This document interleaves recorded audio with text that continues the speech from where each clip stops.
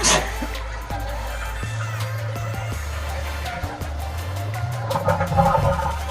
a creepy face. Very, very creepy. Let's just wait for some of this noise to die down.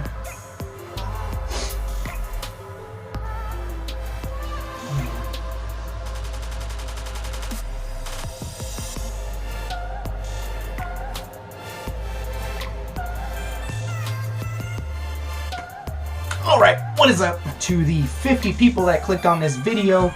Man, if even 50 people clicked on it, I cannot thank you enough to the 53 people that watched my last video, even though I should say it was really 25, because 25 of those views was myself.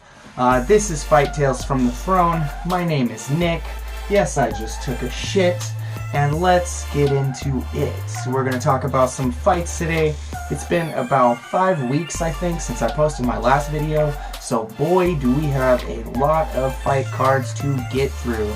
Like, to think 5 fucking fight cards that we've gone through. That's, you gotta think, at least 12 fights per card. That's 60 fights in the last week. And I have, in the last 5 weeks, and I have not covered a single one. So here we are. This is episode 2. Episode 2. Let's go. So let's run all the way back to the Khabib Nurmagomedov versus Dustin Poirier fight, which was September like 6th or something like that. So fucking long ago. Really, really great fight. I wrote down here roar for Khabib because he's a fucking animal, and I wrote down a broken heart next to Dustin Poirier's name because I am honestly crushed at the outcome, for him at least. Really, really great dominant performance by Khabib. What else is there to expect at this point? We kind of go out there every time just, I mean, me at least, I feel like an asshole for this, but at this time I'm kind of hoping the next opponent that he fights is going to be the one that solves that puzzle. But to be honest with you, I'm just so incredibly intrigued by people like Khabib Nurmagomedov and Jon Jones because they are so goddamn dominant. And I mean, I'd even loop Max Holloway into this conversation just because you look at the people that Holloway beat on the road to the belt. He literally cleared out like the whole top 10 of his division. So, but those 3 people, I just think is so amazing that there is an entire Shark Tank of dudes in their divisions that are solely just working their ass off to get as good, if not better than them, so that they can be the ones to dethrone them. And to me, that is so fucking fascinating, and I'm really excited to see what the solution to the Khabib puzzle is going to be. For me, I think it was more because Poirier was kind of a dark horse to me. I thought, and not a lot of people had seen Poirier coming out on top during this fight. And I don't know what it was, but that underdog story just really fueled me, and it got to the point to where I was like, Poirier is going to be the one to do it, and he's going to take him out however the fuck he does.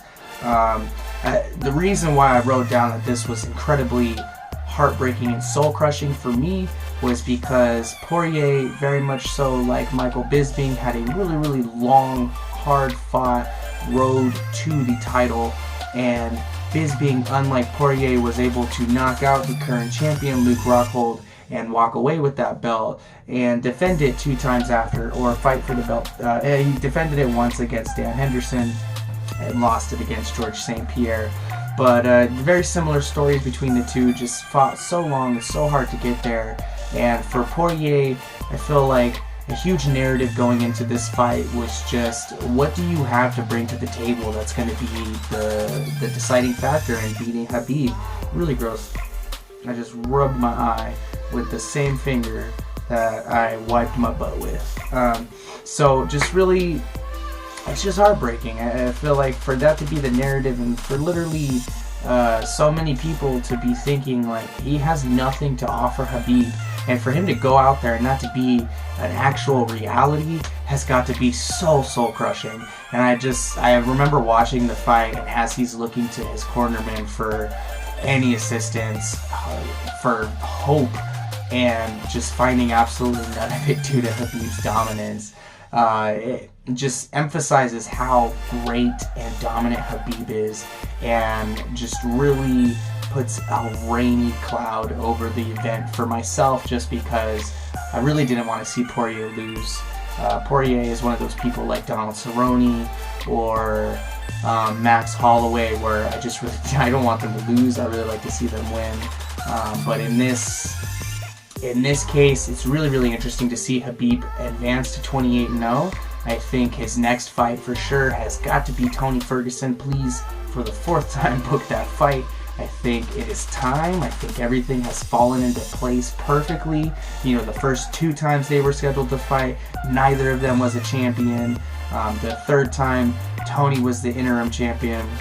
So I'm super excited to see this fight now. I think that's the only fight to make for Khabib. And if he beats Tony, man, if he beats Tony, I don't give a fuck who number 30 is. I don't think they're going to do it right off the bat. Whether it's GSP, whether it's fucking John Jones coming down to beat up on Khabib. If Tony Ferguson loses to Khabib Nurmagomedov, really, I don't think anyone is going to beat Khabib. Moving on to the next weekend, we had Justin, the highlight Gaethje versus Cowboy Donald Cerrone.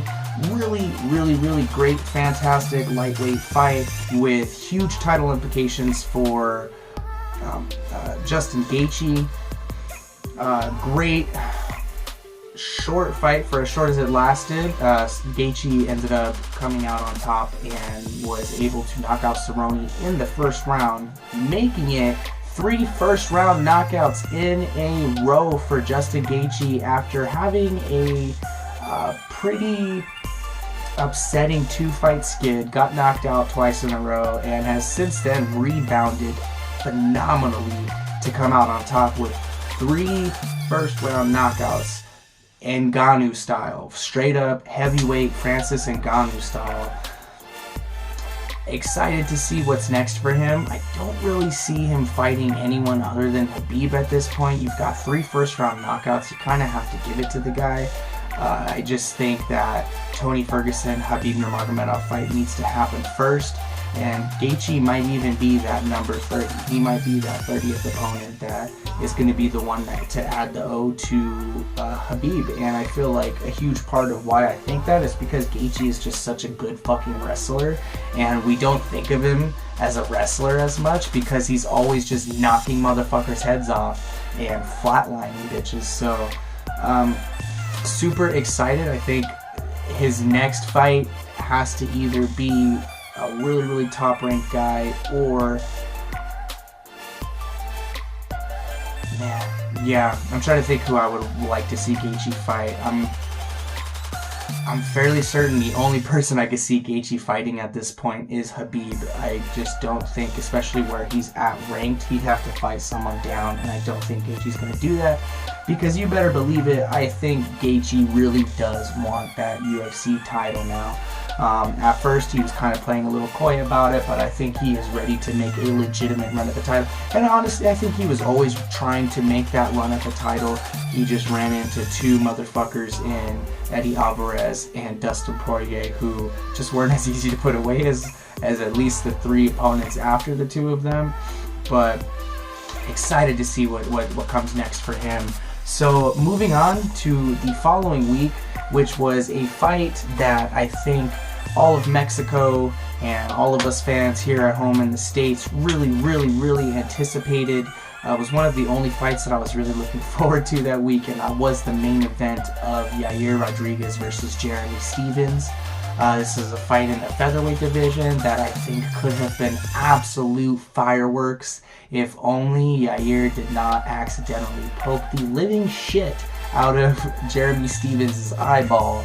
It's one of those events where you kind of, like, the person gets scratched in the eye. I feel like this happens at the beginning of most UFC fights, most MMA fights in general.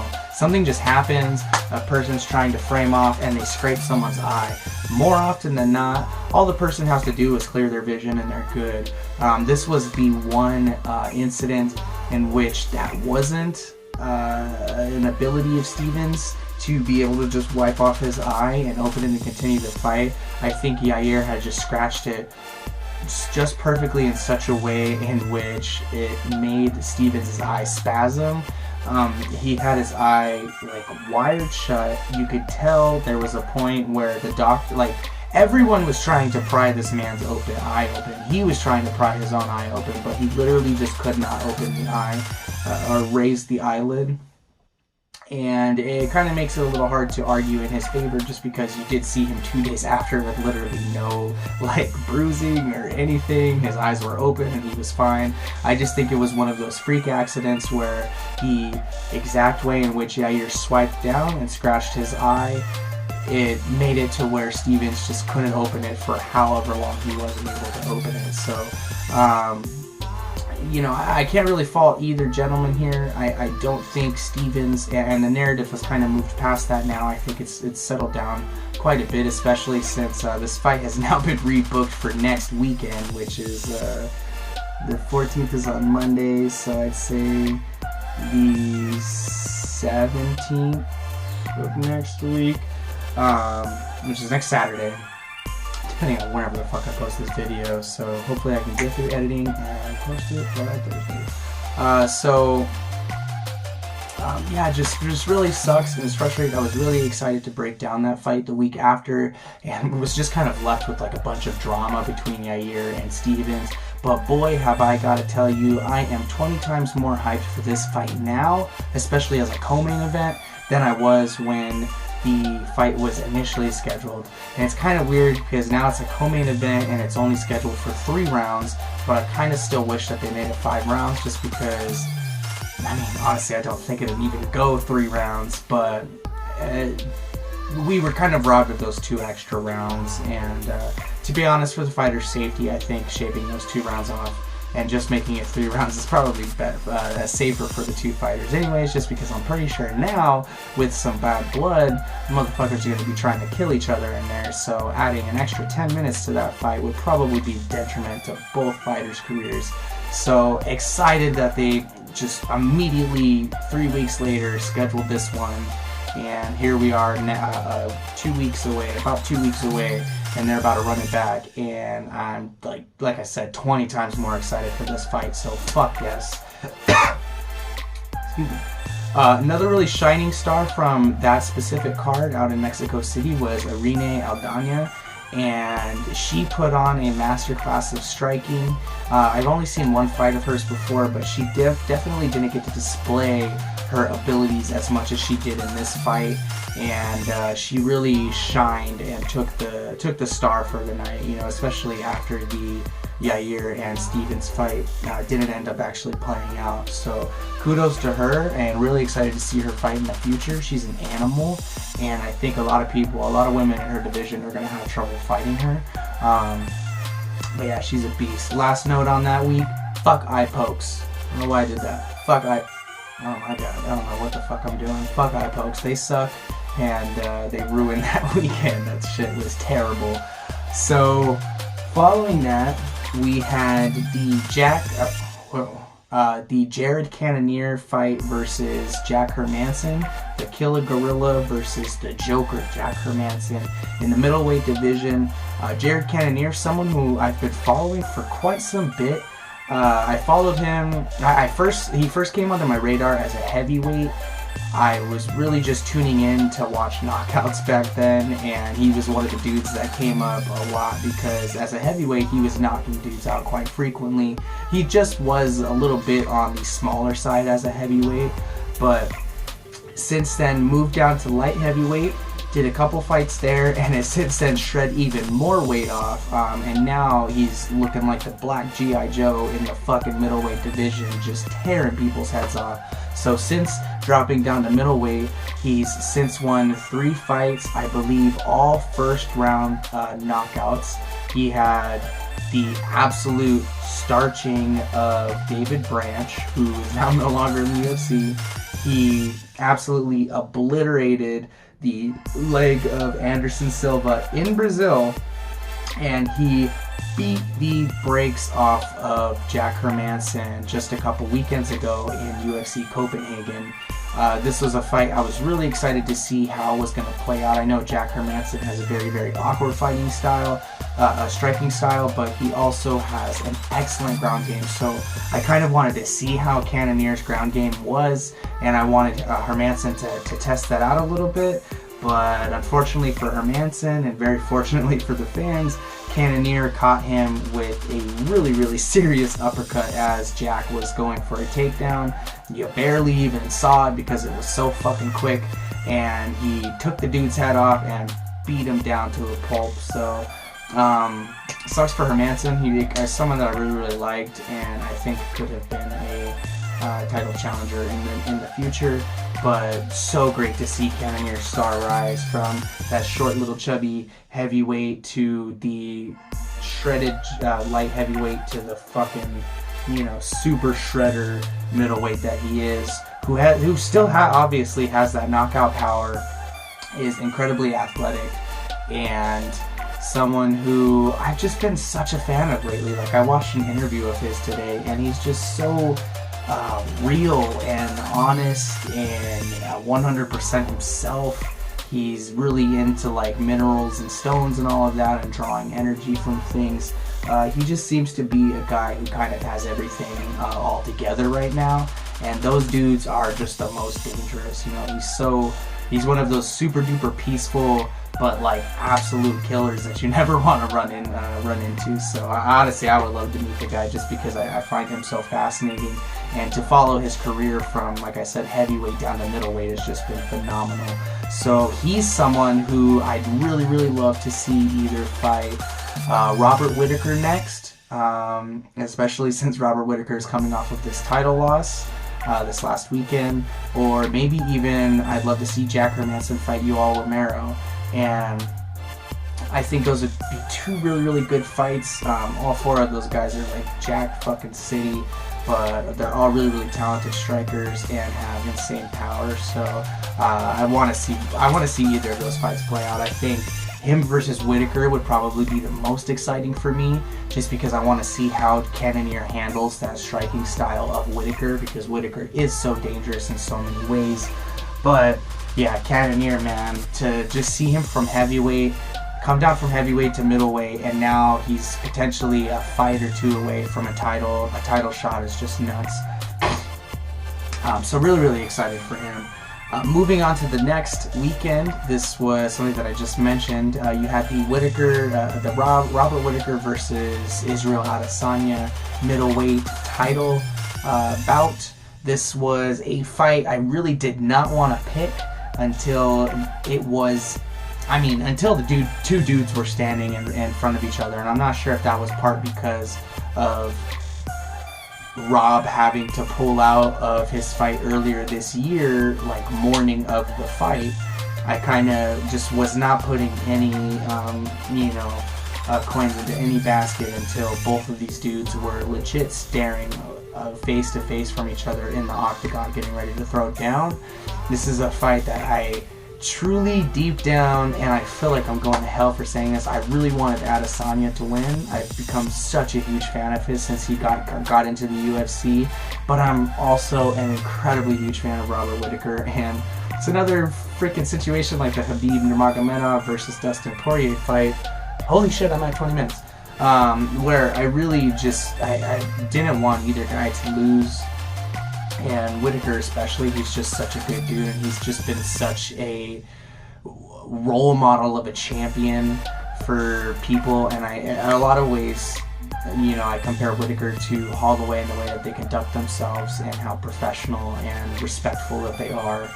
But Israel Adesanya, man, he gives me a lot of, I hate to say his name, Conor McGregor vibes, just because of how he's mapped out this entire road to him getting to the belt to fight Whittaker, and literally every duck that he's lined up in a row has fucking provided him with duck sauce. That was a dumb analogy, but he's literally mapped out his entire road to getting the title. Ran through that entire road exactly how he had mapped it out, and then wins the title in probably his most